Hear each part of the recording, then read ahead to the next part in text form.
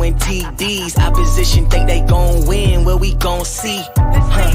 People say there ain't no I in team, but if we go to adding. Every time, huh? What up? Happy Monday, everybody. Welcome back to LacedUp Live. We are live every single Monday, normally at around 7:30 p.m. Central Standard Time. Getting started a little bit later tonight just because life be doing that. Life and Monday.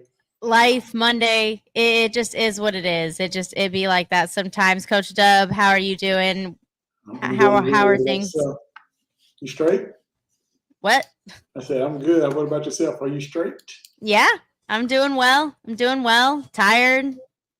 I don't know. I've been really busy today. So I don't know if you saw, but I can go ahead and let the people know that you are looking at your newest co-host of Locked On Longhorns. Yay.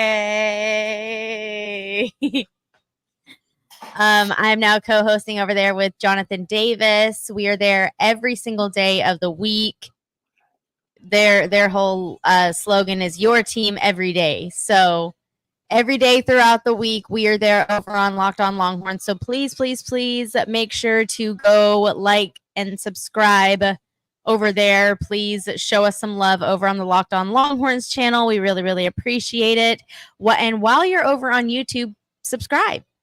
Let us know how you're liking LacedUp Live. We know we like it coming in on Monday nights, ending our days on live every single Monday. I really enjoy it. It's something that I know me and Coach Deb have talked about, just kind of, I don't know, it kind of acts as like a therapeutic.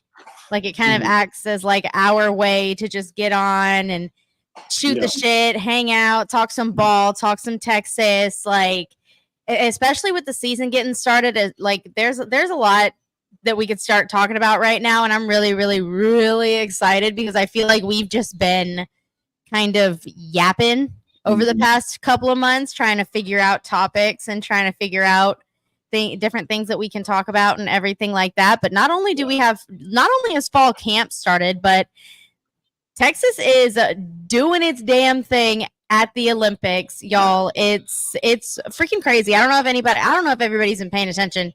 Let me know in the comments if you've been paying attention to the Olympics and what is going on in Paris. We let me go ahead and pull up my notes. We sent 37 athletes. Well, not necessarily athletes, but we sent 37 current and former Longhorns sorry, I hiccuped. 37 current and former Longhorns to Paris to represent, I think it was 16 different countries. So what starts here changes the world. And that's exactly how it is. Julian Alfred wins the very first medal ever for the Caribbean nation of St. Lucia. Obviously that's big and amazing in and of itself just with her. But imagine it being your first Olympic medal ever. And then imagine it being a gold medal against Sha'Carri Richardson, who is well known as the fastest woman in the world. Like, I mean, that's crazy. Yeah, that was wild. Did you watch that? Did you watch the 100 meter? You watched the 100 meter heat? How did you? I saw her power through, man. I was like, yo, it was. I didn't know how it was gonna be because it was raining. They had kind of a wet track, but she powered through that thing. I thought she would run a faster time, but I mean, I understand what the conditions. But hey, to have a gold medal, like to beat the people you beat, like hey, sorry that the other, I think the lady from Jamaica dropped out. Shelly Ann Fraser-Price. Yeah, she dropped out due to, I guess she couldn't warm up or whatever the case. Sha'Carri had the same problem though. Apparently there was a rule change that they had to ride the team bus. They had to ride the team bus out to the actual stadium, like to the arena. Apparently it was literally like an overnight change. And so like nobody had any clue on what the hell was going on. And so what ended up happening was Shelly and Sha'Carri both, I guess, arrived on their own and they weren't allowed in. They weren't allowed in once they got there and everything. So they had issues warming up, and weren't allowed to warm up in the ways that they needed to beforehand. And so Shelly wasn't the only Jamaican athlete that withdrew as well. There were a few different there was a few different Jamaican athletes that had withdrawn from different individual races as well. So I know that it obviously it was a big discussion that happened throughout the game. But you know what? Nonetheless, Julian Alfred winning the first Olympic medal for St. Lucia. That's big. Gold for the University of Texas. That's big. Like I said, Texas has been showing out, whether it's on the track, in the pool. There's this little debate going on right now on whether or not Texas can claim 10 or 12 medals, just based off the fact that we won a silver medal in the 4x200 freestyle relay, but that relay includes the 4 legs. 3 out of the 4 legs are swam by current or former Longhorns. So that's funny. Think about that. So that's a question. Does that count as 1 medal or does that count as 3 medals? No, you got to count them all. That's what I said. So I said 12, but everybody else is saying 1 because it's technically 1. I get that, but man, event. They all play a part in it. That's what I'm saying. They don't all just share 1 medal; they all get a medal. So that's what I said. I don't know. Let us know in the comments below what you think.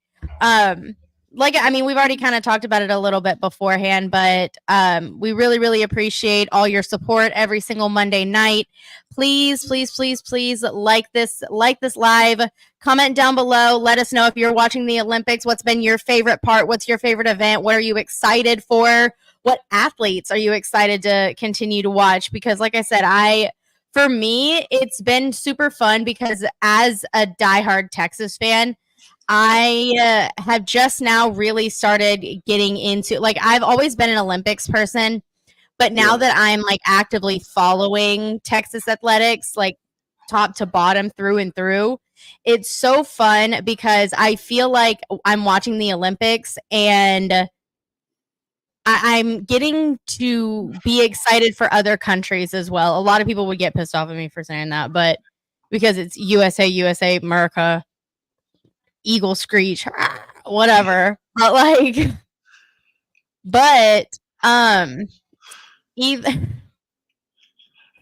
either way, it makes me feel like I'm kind of broadening my horizons, and I'm rooting for other countries as well. Because you've got Hubert Koch, who's won a medal in swimming for the country of Hungary. Texas that's what I was saying earlier, is that we are claiming 10 medals as of right now, which would put us in 12th. Right.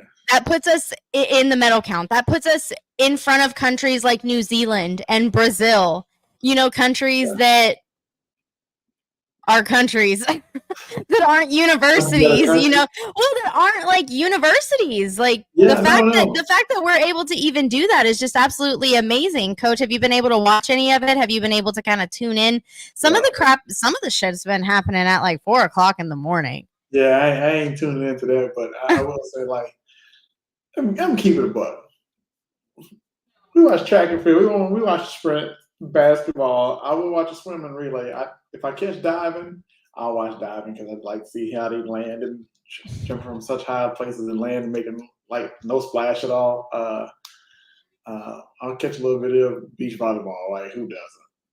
Yeah, Noah Lyles winning the 100 was special. Yep, that was crazy. Talk about a photo finish. Yeah, photo finish. Other than that, that's all I'll pay attention to. I do watch men and women's basketball, but you haven't watched gymnastics at all? I watched Simone Biles do her thing, but that's it. Do her thing? What does that mean? In the team final? In the team final I saw her kill she fell off the what's the name, but she still plays. That's the only thing I've gotten a chance to watch. Yikes, coach. You gotta step your Olympic game up, man. Hey, man, that's in a different time. That's hard to catch that. Okay, but no, it happens in the morning.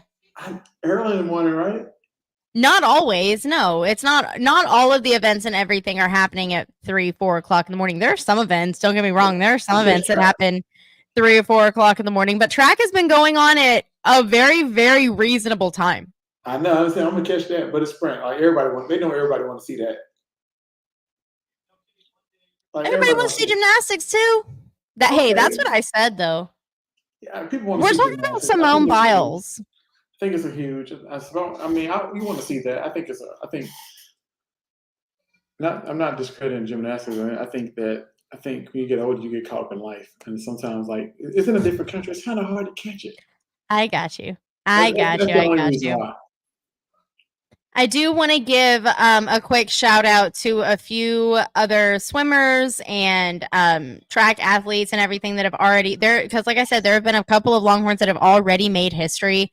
We talked about Julian Alfred already, but can we talk about Ryan Krauser for a second? Ryan Krauser is the first shot putter ever to win 3 gold medals at the Olympics. Big. And that's not even just like just for the US, like ever. So we're making history all over the track right now, and it's freaking amazing to watch. And even with swimming, where I'm watching the swimming finals and everything like that, you hear France's Leon Marchand name over and over and over and over and over again. Who's his coach? Head coach Bob Bowman took over for head coach Eddie Reese. So, I mean, I'm telling you, it's so cool. There's not really much else like watching the Olympics and watching athletes compete at the highest level against athletes from all around the world. But there's just something extra different about when they're swimming and everything, seeing the horns just kind of glistening as they're swimming through the water, because they're all like some of them are branded. Yeah. Because I guess it's like a swimming tradition that they get a Longhorn tattoo if they win a national championship. So the ones that have won a national championship have the Longhorn like branded on their like ribs or on their shoulders or wherever. So it's really, really cool. It's really cool to watch. It's really dope to watch. It's representing so much with the Olympics. I think it's cool. I'm the best in the world. Like I'm not just best in the United States. I'm best in the world, Craig. You know what I mean? So I think, yeah. Top flight. It's a pretty cool experience, though. I can imagine. I'm just, like I said, I just want to give a quick shout out. Like I said, Ryan Krauser making history, Julian Alfred making history. Chiaka Agbogu is bringing the freaking top down on USA women's volleyball right now. Kevin Durant is set to continue on hit. Like, I think didn't he just break a record and became like the leading scorer in USA Olympic basketball history? Yeah. I mean, Texas is everywhere, right? It's just horns making history. I think I guess the director's cuts matter now, huh? That's what I'm saying. It's like there are people that make so much fun of Texas, that talk so much shit on Texas because of the director's cut, because of this, because of that. Oh, you're only good in Olympic sports. Oh, but then the Olympics come around and you wonder why we're sitting here popping our shit. Like, yeah. Shut up. Get out of my face. That's what I'm saying. Like, y'all want to sit here and talk all this shit, but as soon as it's Olympic time, y'all real quiet. Y'all are real quiet, because where they at? Where the haters at? Where they at, though? Where they at, though? Yeah, where they at? I get that. I mean, nobody's gonna talk. I think, I guess those who don't watch it, but I mean, like, yeah, it's big, and I would be boasting, and have my chest out and my head up about it. Being a Longhorn fan, like, we dominating the Olympics. It's like pride. Like, hey, it's like us dominating the draft, dominating whatever. Like, We it's a did that too. It's not, you know what I'm saying? So hey, it's a world event, and we're dominating on the biggest stage right now. Well, Texas is the talk, so hate on. Well, and that's the thing is, it seems like Texas has been the talk of anything that's had the nation's eyes on it fairly recently. We were the talk of the combine. We were the talk of the draft. We were the talk. We're one of the talks of the Olympics. Like we have we've made history 3 times already in this Olympics. And it's halfway over. Like it's not. I don't even know if I don't even think it's half over. Yeah. So it's like everybody likes to sit and talk shit. Everybody likes to sit and say whatever they want to until it comes down time to walk it like it, talk it. Walk it like it, talk it. Hey, walk it. No? Okay. But I was thinking about something else when you said that, so never mind. Nothing. Anyways, we don't talk about politics. Nope. No, we do not. Anyways, okay. Yeah. I think I know where you were going with that. Anyways, so now that we kind of highlighted the highlighted. You said highlighted the Olympics. Sure, we'll go with that. Now that we've highlighted the Olympics and everything, let's go ahead and talk a little bit about fall camp. We are finally able to talk about actual football, y'all. Yeah.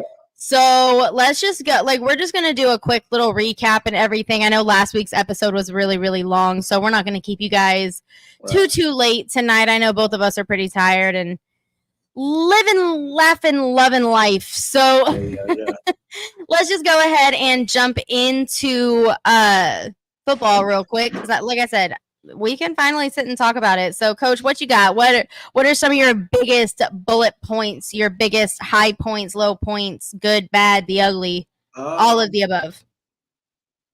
I would say that the team is. How we look? They came out with a bunch of juice and a bunch of energy. Like I'm not saying it's like 05 national championship juice and energy. I'm just saying they came with a purpose and passion. I'm just saying because they had a different mentality, but this team has a different. It's like a different mantra, like to prove.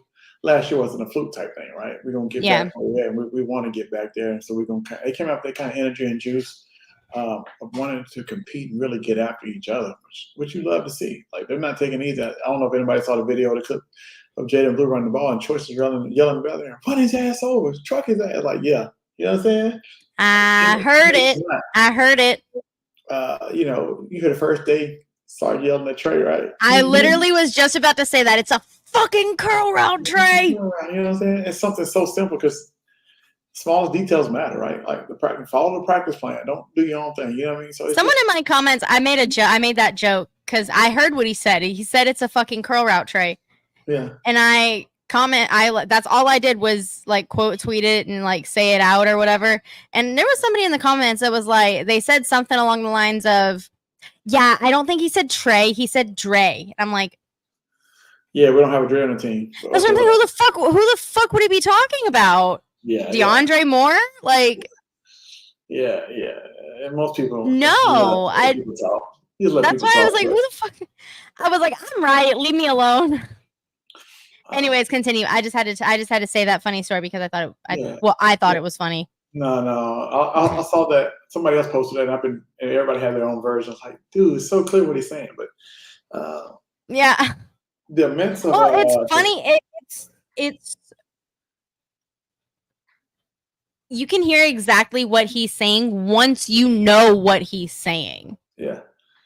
I didn't get it at first, and then I saw somebody in the comments say it, and I was like, "Oh, that's exactly what he's saying." Yeah, I got it right off because I've seen the warm up. I've seen the warm up. I'm not saying the brag. I know what the warm up is.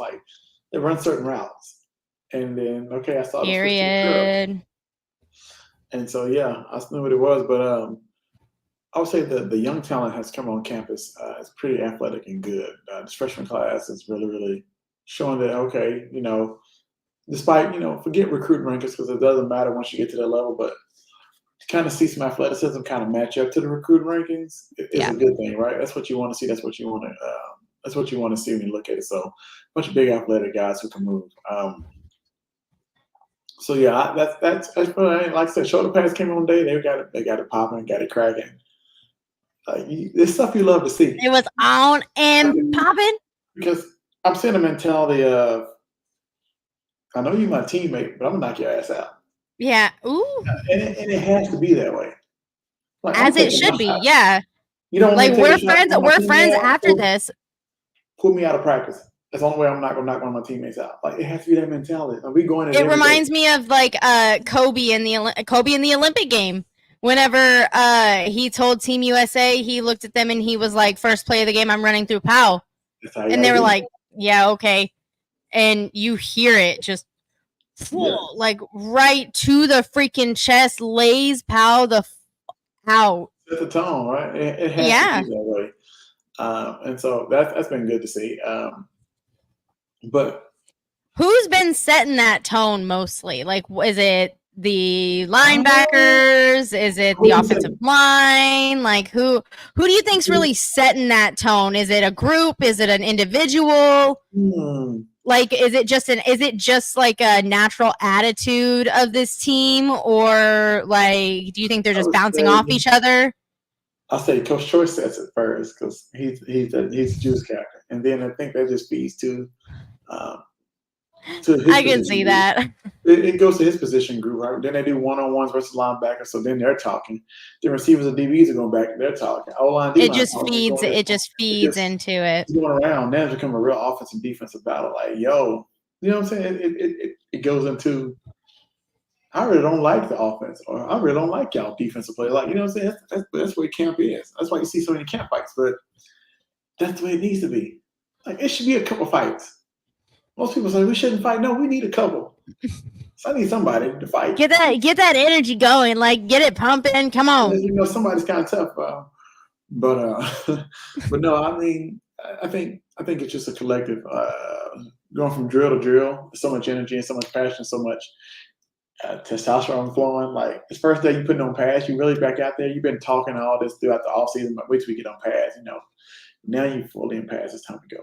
And you can just feel it. You know what I'm saying? It's something that goes to your bones. You know what I mean? Like, it's football season. Like, I literally even now, it's football season. I get amped up. Like, I want to run into a wall or door something. It's a feeling that you cannot describe. Like, I go head over somebody right now. That's how I feel. Yeah. You know what I'm saying? Like, last year, kids would have pads on. I'm running into them full speed with my shoulder. I don't care. Like, I just yeah, let's go. It's that kind of juice, that kind of energy. I love that. I love that because that's exactly the type of energy we're needing, especially heading into the SEC, facing a completely different style, like playing a completely different style of football than the Big 12 played. So, what? Yeah, I'm just saying. Your face is it. Yeah, you're right. Week in and week out, it's a grind. The week in and week out grind is what's going to be the difference maker, and all of that. All of the benefits of what happens now, we will reap at the end of the season. But all of that starts now. Yeah. All of that starts in the preparation now, starting as soon as Sark blew that first whistle at fall camp is when all of that started. So it's nice to hear that they seem to have the right mindset. That they have the energy. They're starting fall camp off with good energy because fall camp's just the beginning. Right. It's just the beginning. It's only going to get tougher. It's only going to get harder. So if you don't come out day 1, day 2 with a good head on your shoulders, with a good mindset, with good energy, it ain't gonna look good for you. Because fall camp is hard. Yeah, it's hot every especially in Texas. I mean, it's a grind. Like, if anybody went through fall camp, it's hard. You don't get much sleep. You're in the office. You're in the building from 6 a.m. maybe to 10 p.m. every day. Getting 5-6 hours of sleep. Some people sleep at the facility. You know what I mean? Like you're not getting the best sleep. You're cranky every day, and you're just in camp mode, and it's like it's not the best feeling. You know what I mean? Like, Yeah. put in the worst conditions to make you thrive through. So you just got to find a way. You got to find it each and every day to go out here. You know what I mean? You got to find it, and so For sure. For sure. Thank you guys so much. We're not done here just yet. I got one more little thing I want to talk to Coach Deb about. But before we get into that, I just wanted to say thank you guys for coming in today. We really, really appreciate you guys for coming in every single Monday, 7:30 p.m. Central Standard Time. I'm here, LacedUp, Laci, aka LacedUp, here every single Monday. I messed that up. Every single Monday with Coach Dub. With Coach Dub, we go live every single Monday on Twitter and on YouTube. If you're watching on Twitter, please go subscribe on our YouTube channel. We really, really are trying to grow our platform over there. So please go subscribe over there. Comment down below. Let us know what you're excited to see with Steve Sarkisian and the Texas Longhorns in 2024. And like the video. Hit that hit that post notification bell so that you're notified every single time we go live, which is once again every single Monday, 7:30 p.m. Central Standard Time. There we go. We got through all of that. So now that we got through all of that, let's go ahead. I just got one more quick question before we go ahead and hop out of this, because I don't know about you, Coach, but as much as I love having these conversations, I'm sleepy. So I'm with you, man. I love what? I'm just laughing at you. I'm sleepy, man. Hey, I am. I'm freaking tired. But anyways,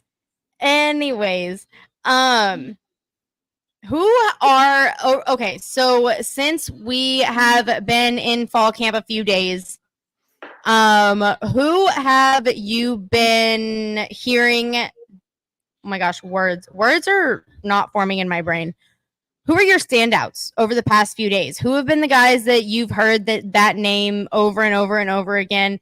Who are the first guys in? Who are the guys that are tackling harder, going faster? You know, all the good things. Who are the guys that we really need to start looking out for? Because I know I've predicted my own little fall camp standouts over on Locked On Longhorns. So go check that out if you'd like to. But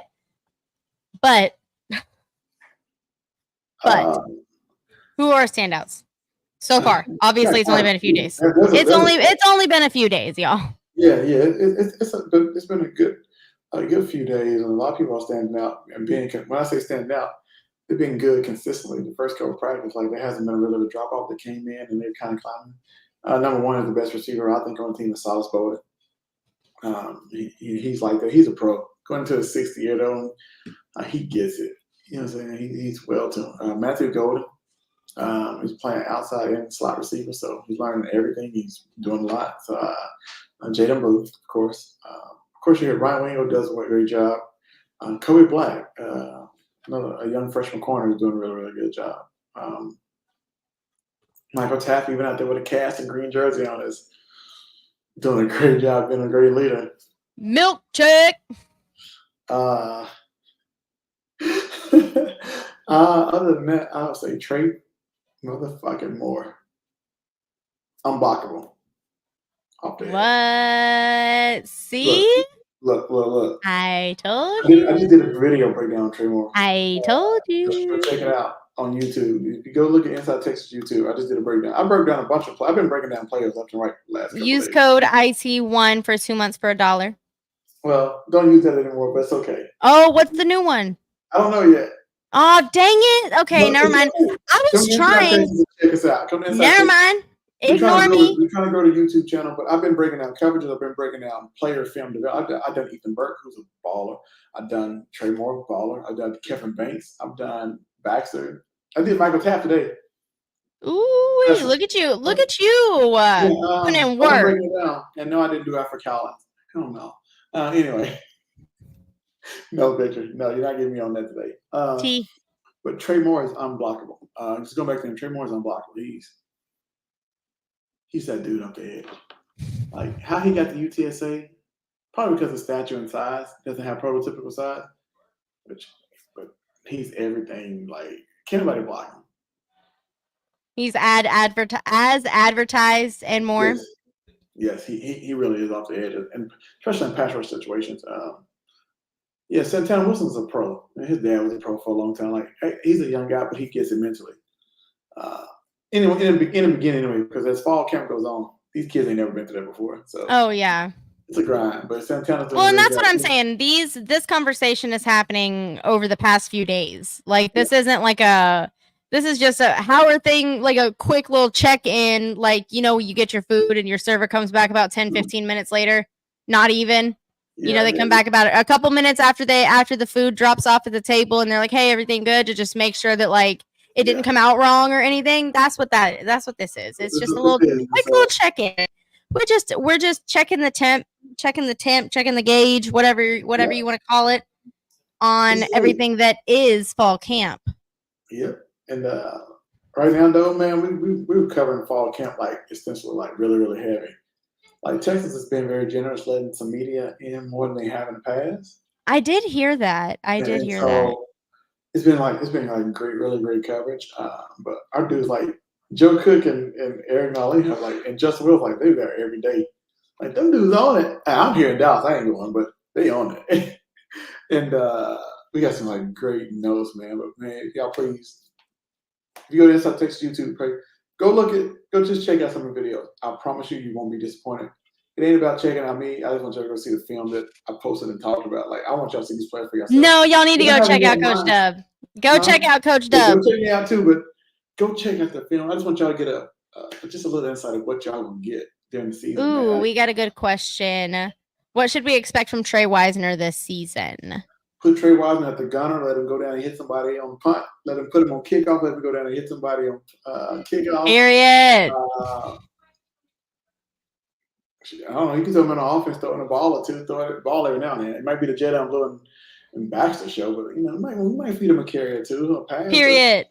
He's gonna be a special team demon, straight up. He has that mindset. I really, really like Trey. I'm really excited to see what Steve Sarkisian is able to do with Trey.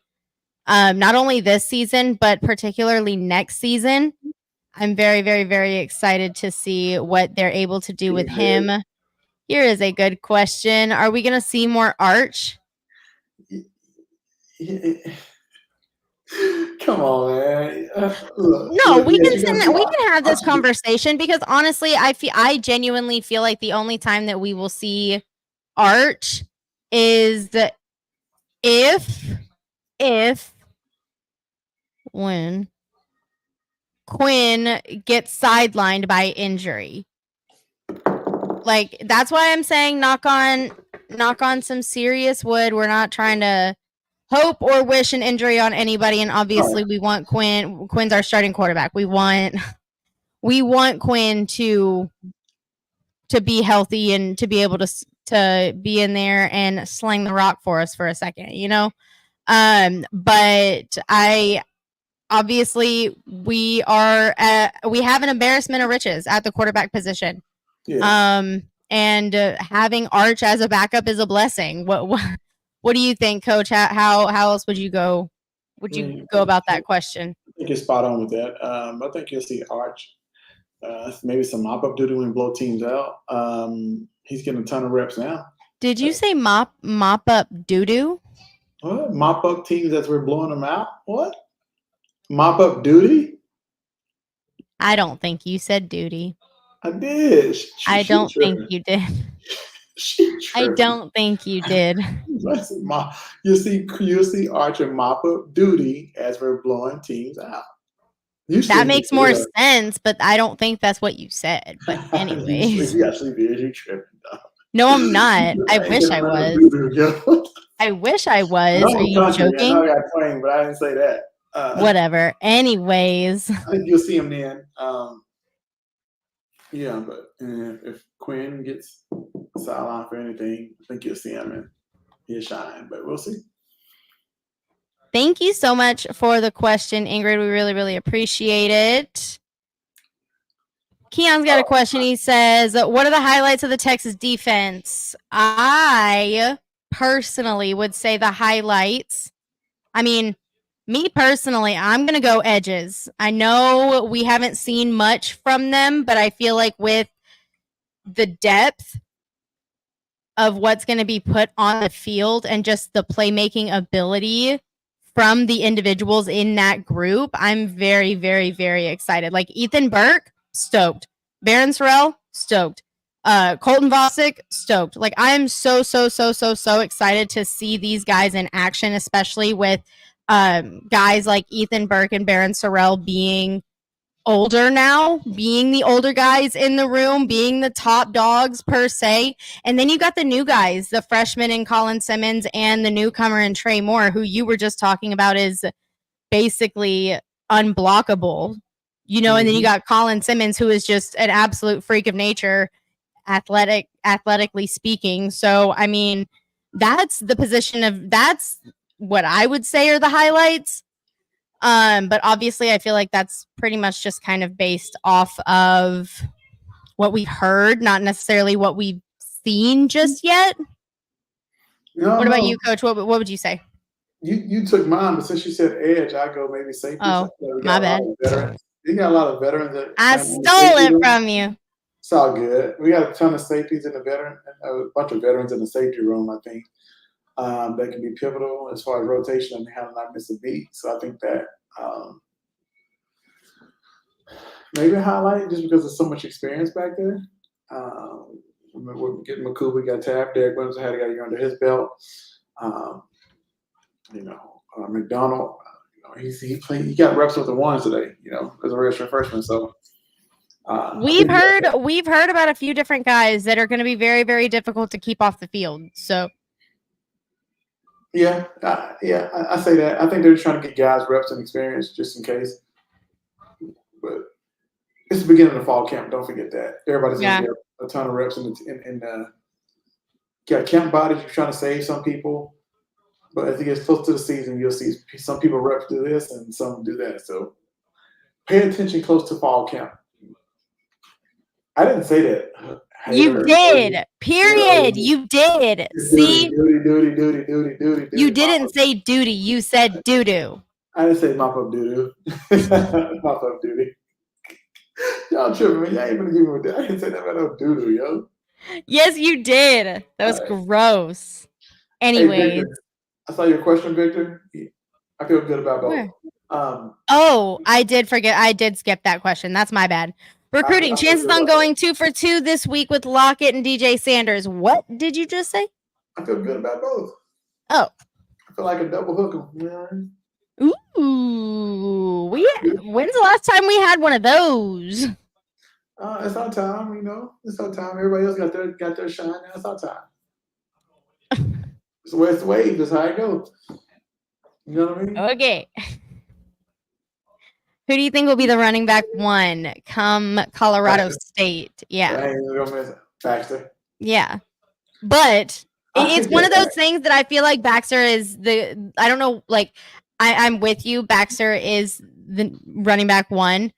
But having Blue come off the bench like that, I'm so excited. I think that's probably one of the like hidden weapons that I am most excited about, because Jaden Blue nor CJ Baxter have been listed on any of the top running backs of going into 2024 that I've seen. And so both of those guys haven't been getting any sort of respect nationally. And Jaden Blue is one of those guys that loves playing with a chip on his shoulder. So I think it's hard to say who's running back 1. I say Baxter, but they're both going to jump out there at the same. It might jump at the same time. And so they'll both be running back 1. I think it's 1A, 1B, honestly. It's going to be a 1-2 punch. I'm it is. Fucking excited. Oh, I'm so excited. He said, Keon's got another question. What is the likelihood of Sadir Mitchell playing, and where do you see him in the rotation? So it was reported from what I saw. I don't know how, like I said, this is just from scrolling Twitter and everything. I saw that he was looking a little heavy. that he didn't look 350 as previously stated, which is an issue. It's an issue. It's something like we like to keep it real on the show. We know what it is. We're looking for a guy to step up at that D tackle position, and Sadir is the perfect guy to be able to do that. Big body, all the physical capability and physical talent in the world to be able to do it. Keon, I think Sadir, it's up to Sadir. That's yep. It's really up to him. I'll say this. I don't care about his weight. I just want him to just put him out there and play and just see what he does. I think his weight is going to be a thing. They're going to be questioning that down 2 years later. We're still going to be talking about his weight. Like I don't think as he gets older and more mature, I think he'll probably take it even more serious. But I say just let him play, get some snaps. Do you think they will? I don't know. It's a ton of guys. I really feel like they'll play a bunch of upperclassmen because they trust him. And you got a tough schedule. You want to play upperclassmen. Yeah. Not me personally. I just think most coaches think that way. We got to play older guys, more experienced guys, and younger guys. I'm like, play the best guy. I don't care. Freshman, senior, junior, sophomore, whatever. Play the best guy. Get everybody prepared to play and win a championship. Period. Period. That's a good question. If Wingo were to start, does that mean Cook will come off the bench? First off, do you think that Wingo could actually start? Like, do you think he could actually be in the starting rotation? No. No? I think he's very good. I think he's very talented, but I think we just have too much experience in that room ahead of him. We do. And I think Wingo's very good, but he's a freshman. Like, don't get twisted. We've seen freshmen come in at the college level and dominate. I'm not saying he can't. But like, man, let's see him in a game. Like, I know he's dominating. I think he's good. We're getting the same kind of praise we got against Worthy. So I'm not saying he can't. Worthy killed it as a freshman. Roy Williams, BJ Sloan, all them killed it as freshmen. Like, don't get it twisted. I'm not saying he can't. I think that in those situations, they had nobody in front of them. Worthy had nobody. He had Marcus Washington to compete against. You know what I'm saying? Like, yeah. Yeah, and Josh Moore, who was up and down into it with staff, he didn't have receivers like he had. Whereas Wingo is competing against an Isaiah Bond, a Jonte Cook, Matthew Golden, Silas Bolden. Yeah. DeAndre Moore. So DeAndre Moore, yeah. Yeah, if Cook doesn't get any playing time, or he's on the bench or bottom rotation, we'll probably see the last of Cook, man, be honest with you. I was just about to say that's not a good sign if that's happening. Cook's been one of the most consistent since. Cook is one of the most consistent receivers throughout fall camp so far. It's him, South Golden, and Matthew Golden. Well, Jonte Cook has been one that you constantly see him working with margin hooks. You constantly see him in those drill videos and everything with margin hooks, working out and perfecting his craft and everything. So it's like you can tell Jonte is one of those guys that wants to be good. Yeah. He wants to be great. He wants to be good at what he does. And so I'm excited to see what Jonte does. I feel like again, Jonte is one of the guys that's being a little bit underrated right now. Because I mean, you got the big name in the Isaiah Bond, and I love Isaiah Bond. I'm very excited to see what Isaiah Bond does. But at the same time, like, I have a lot of faith in Jonte Cook, and I'm very, very, very excited to see what Sark is able to scheme up for him. Because he's one of the most polished route runners on the team. Yeah, he is. I think he's another guy who plays slot and outside, which gives him versatility, more chance he can play. Or Wingo, I think he's more of an outside guy. Bolden's more of an outside guy. Golden, Silas, Bolden. That's all messed up. Silas, Bolden, Matthew Golden, and Cook can play slot or outside because they got the ability to. And DeAndre Moore is a slot receiver too, so. I don't know. That's a ton of guys. But if Wingo gets in the rotation, which I think he will, that'll probably be the 5 or 6. Yeah. I feel like Wingo's going to be one of those guys that I don't think he's going to take a starting spot, but he's going to be one of those guys that is very, very, very difficult to keep off the field. Yeah. I think he's going to be. Which is a great problem to have. It is. I'm not mad at that. People think Sark said he's going to rotate 6. He's going to play 6. I think. Just because he rotates 6, they ain't gonna share reps and they ain't gonna share catches and targets. They gonna play, so don't. Yeah, they gotta read between the lines too. Oh, we're gonna rotate more than we ever did. Yeah, you was in. Okay, you got in 10 snaps. You rotated. Yeah.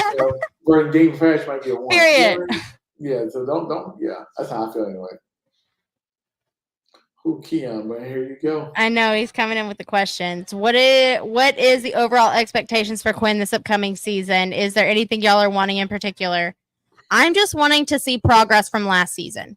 I'm wanting to see, my thing with Quinn is I feel like Quinn has had a lot of expectations for one reason or another from the get-go. Whether it was going to Ohio State, whether it was transferring to Texas, all the pressure of being the starting quarterback at the University of Texas after not playing for basically 2 years. And then, obviously going 5-7, dealing with Arch coming in behind you, dealing with everything that he's had to deal with as the starting quarterback. And yeah, staying healthy. Obviously, he's had an issue with his health. He's been a little injury prone. Basically since his high school years. So the thing about Quinn is I just want to see consistency. Whenever he steps up into the pocket, I want to have no concerns. I don't want to sit and cringe and sit and be like, like, I'm not, I have a lot more faith in Quinn after last year, but it's still one of those things that I don't know if it's just PTSD or what it is, but like I said, I just want to see progress from Quinn. I want to see consistency. I want to see confidence like we've never seen before, because I feel like Quinn hasn't fully believed in himself, Like I don't think we've fully seen the best version of Quinn, because Quinn hasn't put forth the best version of Quinn, if that makes any sense. I get it. I want to see Quinn anticipate throws more. I want to see him read coverage better, and actually not throw where he's told to throw. I want to see him look off receivers and come back. 1, 2, then come back 3, then go back to 2. I want to be able to look the safety off and look the linebacker off and come backside for a lot. Like I want to see him progress into a next level quarterback. Not a one read. I'm telling you where to throw the ball. You know what I'm saying? Yeah. If it's RPO, I want to see him make a decision to RPO. Mm-hmm. Not throw it. Okay, throw behind. I don't want to see that. I'm not going to talk about his footwork because I don't think that's ever going to change. That's just what he is. Yeah. Like you said, stay healthy, and I think I wouldn't say consistency. I just think let the process speed up for him. Like you see it some games, and then other games he hesitant because he can't read. I want to see him beat Tampa 2. Tampa 2 defense. Period. I want him not to get frantic when in the pass rush, stand in the pocket and take that hit. Because this combination is. And he's been and that's the thing is he's been hurt. So it's like he sits and he. Yeah, that's what I want to see. Dang, that's some lofty 3,700 yards. Yikes! I'm with you. I know. That's not even that. In college football today's time, the stats, I don't think that's hard to get. That's easy to get. Last question of the night. Has Quinn maxed out? Oh my gosh, words maxed out. Has Quinn maxed out? I think that depends on your definition of maxed out. Mm-hmm. Like, are you talking development wise? Are you talking because I don't think not to be all philosophical, but I don't feel like anybody's ever maxed out on development. I feel like you can always be better. You can always do something better, whether you think whether you're of the mindset of, that's just who he is or not. I feel like there's always something that people can be better at. So I don't think anybody's ever quote unquote maxed out. I get what you're saying though. But I also agree with Coach Dub in the sense of we are in year 3. Quinn at this point pretty much is who he is. Yeah, I'm not gonna say maxed out. I think ceiling's here. He goes to it. Yeah. I'm gonna say maxed out. And there's no shot at him saying he's a bad quarterback or he's a bad player. He's really, really good. But you're still limited on certain things. You know what I mean? I think it's just. I'm not saying they can still win a championship and go undefeated because we've seen them other teams be bus drivers and be just fine. Yep. What's Georgia's quarterback? Bennett? Come on. What? What was Georgia's quarterback's name? Carson Beck. The one that won it? Oh, Stetson Bennett? Who is he? Is he just some surgical passer? No. Oh yeah, no, I don't know where he's at. Max Duggan took TCU to the championship game. Was he? He's nowhere near where Quinn is, right? So he's got to be good in what he does. The system calls for. But I'm not ready to say, he's going to be a first round best quarterback in the draft and go to the NFL and kill him. No, I'm not saying that. But fair enough, though. I'm not going to. Fair enough. I'm excited to see what Quinn's able to do this upcoming season. But we're going to go ahead and end it there, you guys. Thank you so, so much for joining in on this Monday night. We really, really appreciate you guys for coming in and hanging out with us every single Monday night, 7:30 p.m. Central Standard Time. Please go follow us on all of our social media accounts. Our Twitters are linked right here under our names. I'm at Hook'em Laci XOXO. Coach Dub, do you want to go ahead and tell them where they can find you at currently? Yeah, find your boy, Coach Dub, Coach Williams II on Twitter. You can find me at Inside Texas all day, every day, doing our thing. Go check me out on YouTube as I break down players, coverages, film, the whole nine. Come check me out, man. And make sure you go follow me and Jonathan Davis over on Locked On Longhorns. We really, really appreciate you guys for going and subscribing over there as well. I'm still new to that over there, so I'm still getting used to everything. Well, it's a very different format than this is right here, because I mean, we can sit and just kind of shoot the shit and talk and blah blah blah blah blah and like go on for an hour if we want to.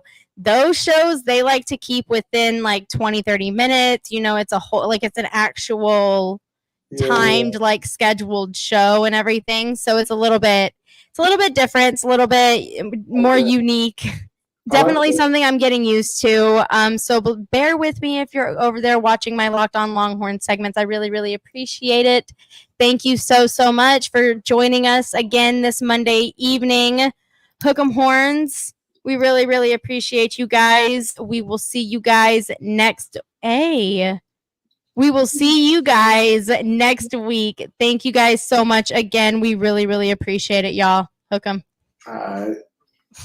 Defense flying to the ball like vultures. Y'all got to pray. Shoot it out like John Wick. Tell me what y'all hate for. And I'm finna run a blitz on you like I'm J4. Standing on this championship trophy, I'm like 8-4. Had to do it big. This is it. Farewell tour. Competition sweet like Sade. Never secondary like Jade. My gang don't